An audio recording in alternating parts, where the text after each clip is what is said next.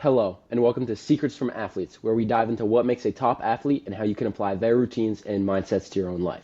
I'm your host, Andre Schall, and today with me I have Nolan Kaputa, a Yale lightweight rower and a senior at Yale. He was also part of the Mercer High School Rowing Club.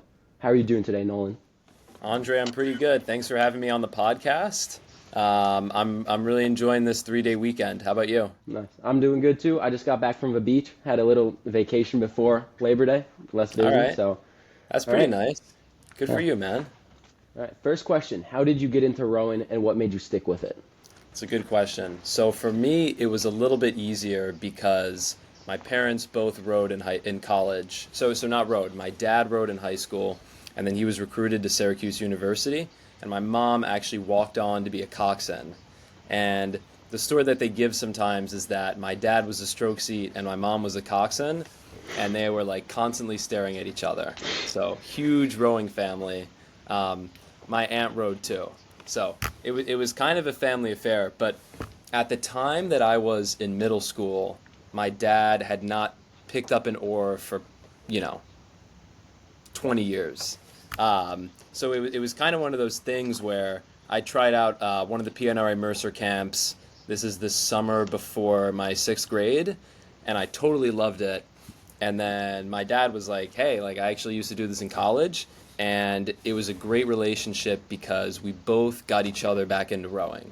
So we picked up two bargain ergs from Princeton University's like erg sale where they sell their super old ergs, and every single morning during the summer, we would watch a TV show outside on our speaker, and we would do 10K every single morning. That's awesome. That's like an awesome story of like that family bond, and that's really cool how you got into it, especially since it's that whole family thing. For the viewers, so a coxswain is the person in a rowing boat who sits there, motivates people, steers the boat, and is kind of one to keep the rowers in control and making them do what they need to do. The stroke seat is the person who typically sits nearest to the coxswain, and they set the pace for the other rowers in the boat. So, on the topic of rowing, what is the best piece of advice you've heard from someone? That's a really good question. So there was this time when I was in high school and we were doing seat racing, or it was just a really tense moment, and my coach kind of pulled me aside and he was like, "Hey man, like it's just rowing." And it didn't seem like a big piece of advice at the time, but I think it is really powerful to sort of step back sometimes, and rowing is a really stressful sport, and say, "Hey, it's just a sport, like at the end of the day, this is my hobby and this is what I love, but I shouldn't let this consume me," and sort of looking at the big picture, calming yourself in that way. Sometimes we get caught up because we think, "Hey, this is my season on the line, this is my recruiting profile on the line." In reality, like it's not that deep, and it's just good to relax. So that was a really great piece of advice, and I think about that all the time. Honestly, I need to start applying that because I've had moments where I've gotten overwhelmed with it. But I feel like that's kind of that mental side where the brain just works itself up. And if you just focus on it's just rowing, focusing on what you're doing best, you're going to perform the best. Exactly. On the topic of advice, what is one piece of advice you could give to your younger self? Good question. I think that especially in high school, something that I would tell my younger self is enjoy everything more. In high school, there is not a ton of pressure. Your life is very structured, and there's a ton of free time that you have to go enjoy yourself. And I think, especially in high school, I got really caught up with, cross training on the erg, and I wish that occasionally I would just step back a little bit and, go for a bike instead of sort of erging and just enjoying everything more. In college, you never know the type of team you're going to get recruited to. You never know if something's going to happen with injuries, and really being able to enjoy the present. Of course, not taking the future for granted, but enjoy the present and really enjoy where you are, and take some time to do what's best for you, and really just prioritize what makes you happy. On that type of topic, you're saying how in high school there's less pressure. Do you feel that the pressure high schoolers put on themselves for college applications and SATs and sports and recruiting like that, is there a tip you have to kind of alleviate that pressure? That's a good question. I think that there's always going to be inherent pressure with college applications as well as recruiting, erg times, results on the water.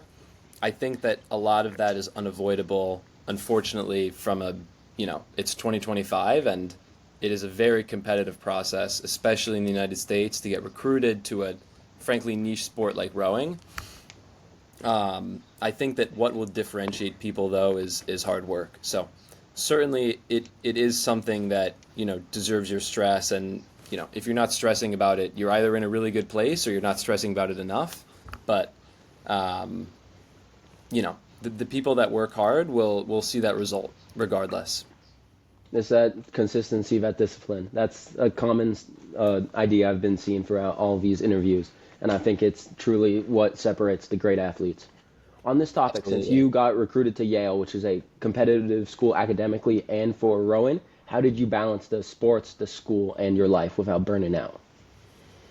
That's a really good question, and I think at the end of the day, it just came down to how efficient I was with my homework. So there's a few things that you can do to sort of alleviate time, and there's different parts of your life where you can lose time and pick up time. The way that I thought about it was there's time that I spend with friends, time that I spend on homework, and time that I spend on rowing, just on any given weekday. The time that I spend on rowing, there's not much I can do to make that more efficient. Practice is practice. You need to get a certain amount of meters in. Um, Time with friends is kind of the same thing too, and I was sort of fortunate that a lot of my friends were on the team, so by virtue of going to rowing practice, I was hanging out with them. I did find that if I was going to gain time anywhere and sort of alleviate some of that stress, it was going to be the time that I spend on homework. And there were sort of two situations in my head. Either I could be really inefficient and watch TikTok half the time and do my homework the other half, or I could, like they say now, like lock in and put my phone away, get the work done, and that is sort of the strategy that I pursued, and I found that really helpful, especially in college. So, with that, did you ever feel burnout, or did your time management help save you from that? I think my time management helped me saved me from that. I was also really lucky that I absolutely loved my club team. I had a really great coach, really great teammates, and I always had trust in the process. And again, I was just really fortunate to be in that club and have really good friends. So, no, never really burnt out in high school.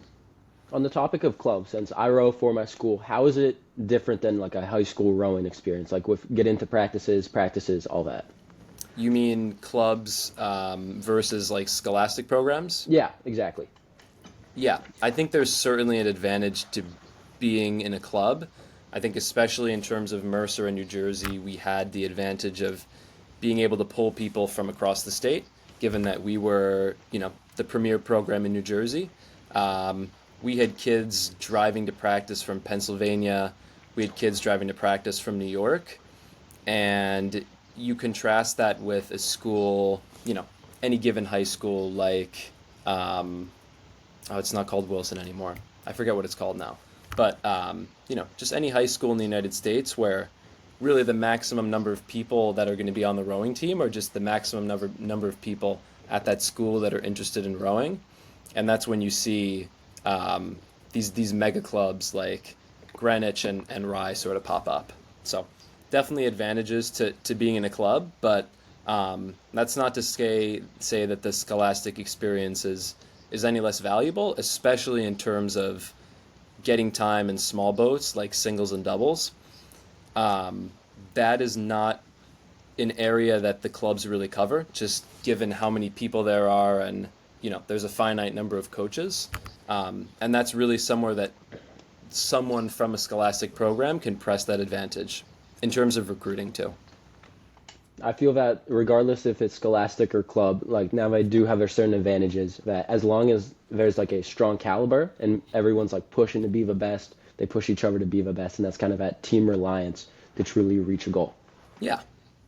And you mentioned singles and doubles. So for the viewers, those are sculling boats. Basically, that's where each rower has two oars. A single, it's just you in the boat. I love those. They're a lot of fun. Doubles, you're in there with one other person. So, next question. What is the biggest challenge you faced in rowing and how did you push through it? Absolutely. So, my senior year, I was lifting in my basement and I got this hernia, right in my groin.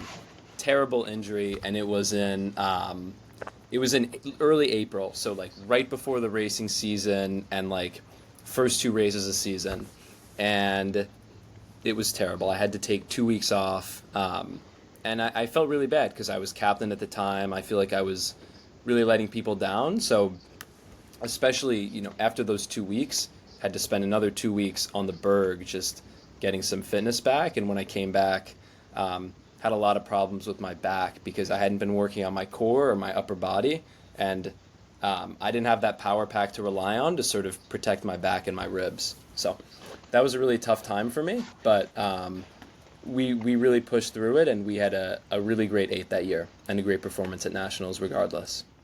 Do you have any good tips on injury prevention that you've learned from that? Yeah, it's stretching and it's core, especially with your back. It's amazing how if you stretch your hamstrings are directly connected to your back. If you stretch your glutes, again, directly connected to your back. You want to be doing that before practice, after practice.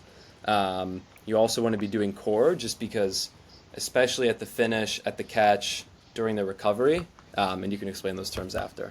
That is what's going to be shielding your back, and the more you engage your core, the less stress there is on your back. That I feel like core, regardless of a sport, is very important to have. So Nolan mentioned the catch, finish, and recovery. Those are three parts of the row and stroke. The catch is at the very top of the slide, or when the rower gets to the very, technically the back of a boat because you're facing backwards, but that's where they put the blade in and begin to apply pressure to the boat. When they're done with that motion, they reach the finish, which is basically their blade comes out of the water, and then they start the recovery, which is going back up to the catch to repeat the motion over and over. And that's basically a row and stroke. Great A description. slight, a slight sidebar. You mentioned that you were a captain. Do you have any tips for people who are captains of a team? Yeah, I think it's as a captain, as a senior, and that usually means that you've been on the team the longest, or you're the fastest, or you have the most experience. Usually it's a combination of those three. Your goal is really to lead by example. And again, that's why it was so, that's why I felt like I was letting people down during that injury, because I was at home and I couldn't leave my bed and I wasn't able to lead by example. So that's why I felt I was letting people down. But really, you'd be surprised how much, especially the underclassmen, the novices, the freshmen, the sophomores, how much everyone is looking up to you, and how much of an impact you can have on people. That's wonderful advice. I feel it's that kind of the saying, actions speak louder than words, which I feel Hmm. is exactly what you're talking about there. Exactly. Earlier, I remember you mentioned to me that you had recruiting during the COVID-19 season. How did that affect rowing for you? How did it affect rowing or recruiting too? Both. So it was really tough because if you remember, COVID happened March of 2020, and usually that's when programs in the Northeast are getting ready to go on the water. So it was this insane situation where we did our entire winter training in early 2020. We actually had a single day on the water before everything got canceled. And then it was back to the erg. And it was so you asked previously if there was ever a time that I burned out, and I would say if there was ever going to be a time, it would be, you know, May or June of 2020, where we just spent probably 4 months on the erg, and we thought we were going to be on the water, having fun, the weather was going to get warm, and it was like doing a whole nother winter. It was like that season, like there was no spring, there was a winter and then a winter.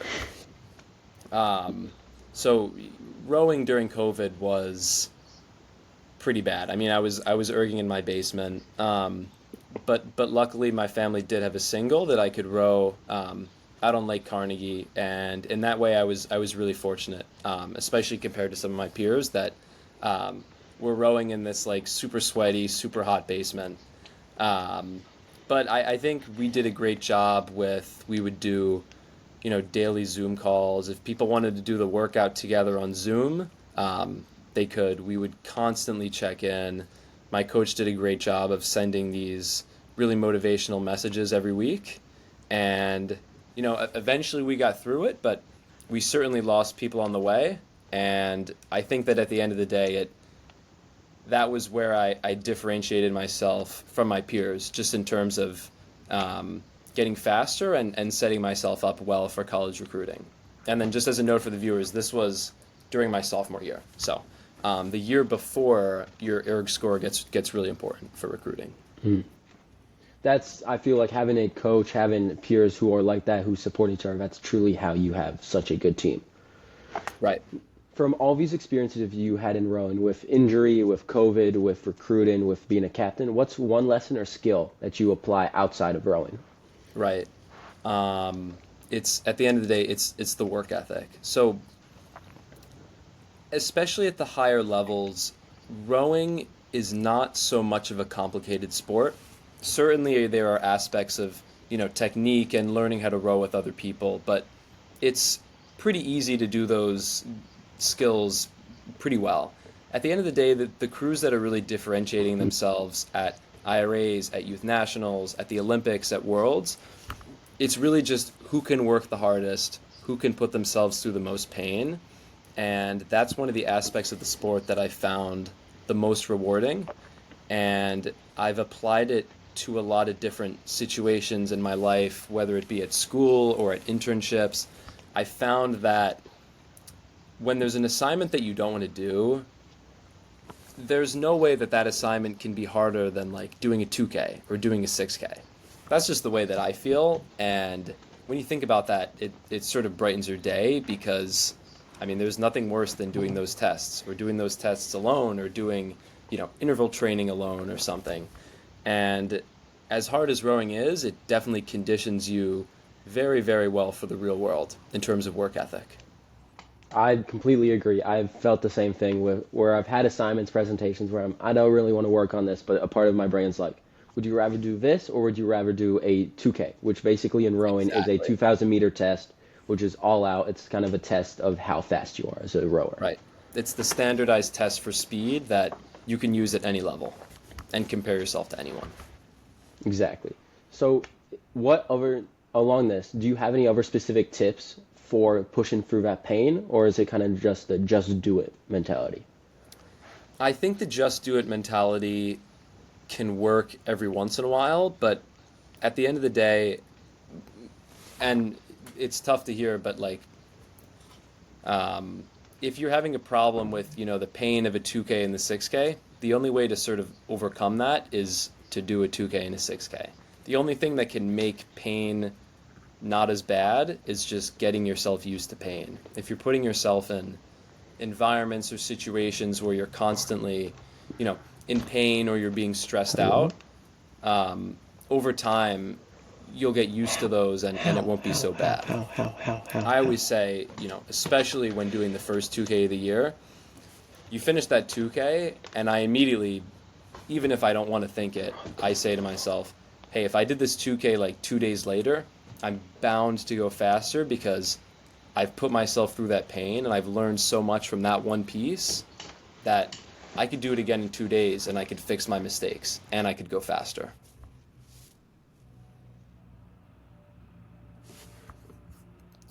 We may have some video problems, Andre. Yeah, sorry about that. My internet went out for some reason. Back. But All right. all right, we're back. All right, perfect. You got the end of that? I caught part of it. I heard about how the just do it mentality doesn't work all the time, but it's kind of exactly what you were saying, pushing through that pain to get used to it. It's doing more pain. Is there anything else that I might have missed, or is that? No, that's it. All right. That's it. Perfect. Sorry about that. I got to figure out my internet. That All is good. very strange. All right, moving on to some more fun questions. What's the funniest story you have from rowing? That's a good question. So, probably this was the summer right after COVID, or it was during COVID. So the summer of 2020, where things were starting to open up a little bit. and we could go to the boathouse in pods and row small boats with one other person, and you can only row with that one person because um, you didn't want to spread any possible infection, and at the worst point, it's just going to be you and that other person that are infected. So I was with my person, and for some reason he was like sick or he didn't show up to practice, and we were getting a visit from this guy who had graduated Mercer when I was in eighth grade. So at the time he was probably a junior in college, and this guy was huge. He had the 2K record. He went like 603 in high school, just insane. He was in the world's boat.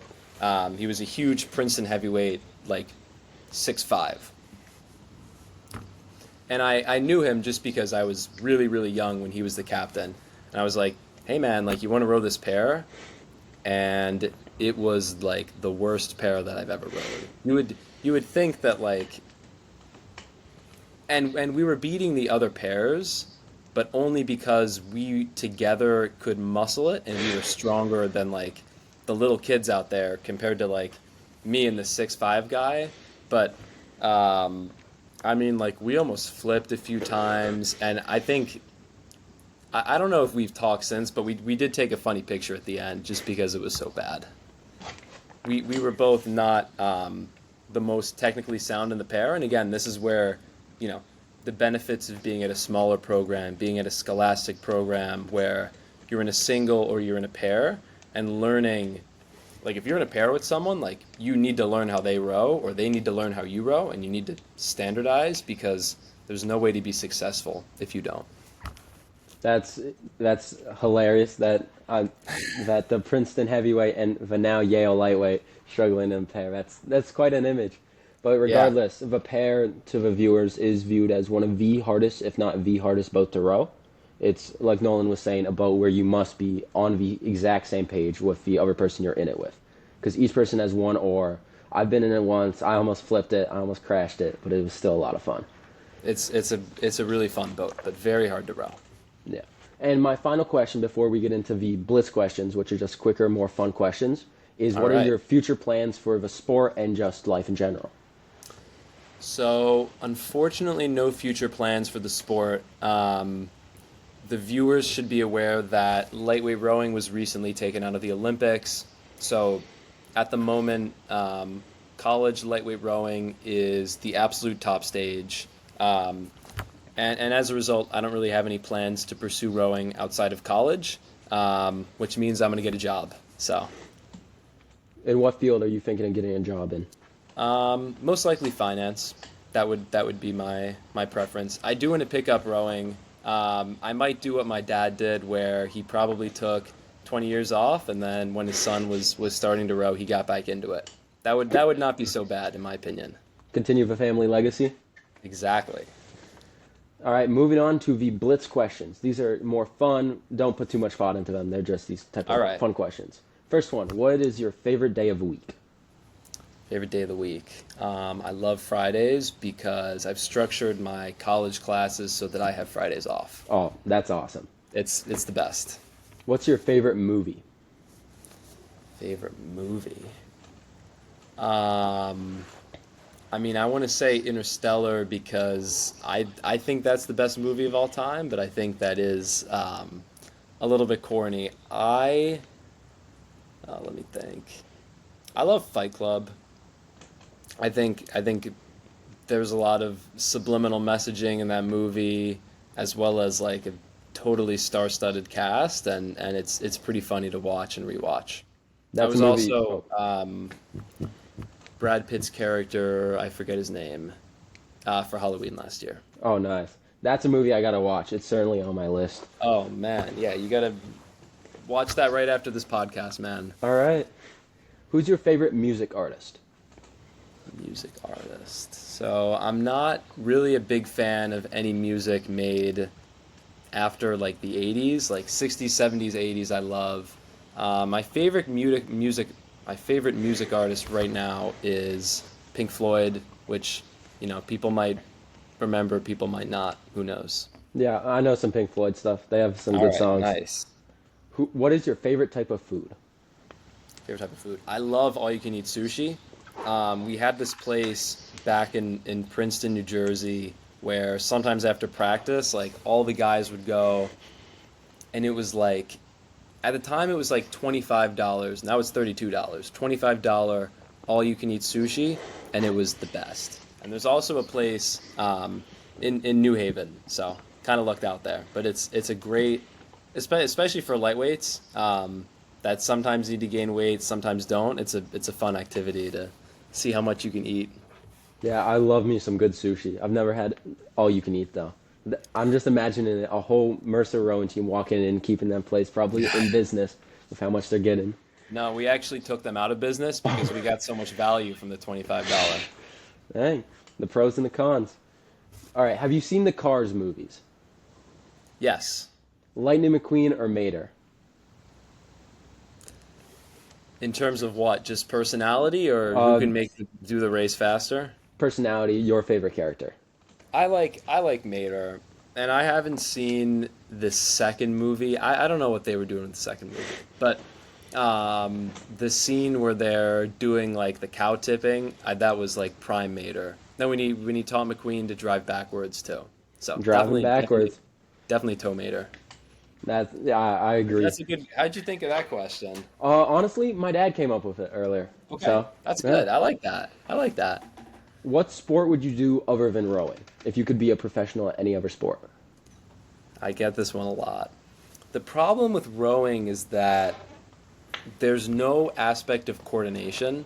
It's the only sport that I've ever done, and I'm so bad at like catching things and throwing things. I would say probably ice hockey. Ice hockey. Um, it's kind of like a what I like to do on the weekends, where I just go to the local rink and skate around a little bit when it's cold enough. Um, I think I'm a little bit small to play the sport, but maybe I could be decent. Who No, knows? just run past the defense, score a bunch. You never know. Who knows? If you were to have a power, would you rather have mind control or teleportation? Teleportation. Teleportation, okay. Teleportation. Any specific reason, or you just like the idea? I think it's more powerful than mind control. I think you can like teleport in, do something, like threaten someone and then teleport out, as opposed to like controlling their mind. Yeah, that's fair. Last two questions are more sport related, so these are rowing Okay. related. It is, would you rather do sweep rowing or sculling? Which one do you prefer more? It's a good question. Um, I think that there is nothing as peaceful as being in the single at either sunrise or sunset. That being said, I think that when you're in an eight and you find seven other great people and a great coxswain, you can't beat the feeling of swing that's been written about so much in Boys of the Boat or different, movies and documentaries and books. So I'm gonna have to go with Yeah, sweeping. exactly. I completely agree on both those effects. Being in such a good A it's incredible when it happens. I love And sculling dearly though. and for the viewers, sweep rowing, that's each person has one oar, sculling, each person has two oars. And the Right. final question related to that, I'm guessing it's you already said the answer, but your favorite boat class. Favorite boat class. Yeah, I mean it's the eight. It's the it's viewed as the most prestigious boat. It's the one that it's not the hardest to row, but it's the hardest to be really, really good at. Um, and everyone likes going fast. It's the fastest boat. Yeah, I feel like that's the staple of rowing, where if someone thinks of rowing, they think of V8. Exactly. Exactly. Well, that's all the questions I have. Thank you so much, Nolan, for being on. All right, Andre. It was great having me. Thanks, Yeah, man. of course. And thank you all for tuning in to Secrets from Athletes. Make sure to follow on Instagram at secrets_from_athletes. We'll be back with more secrets from athletes to help you refine your mindsets and routines.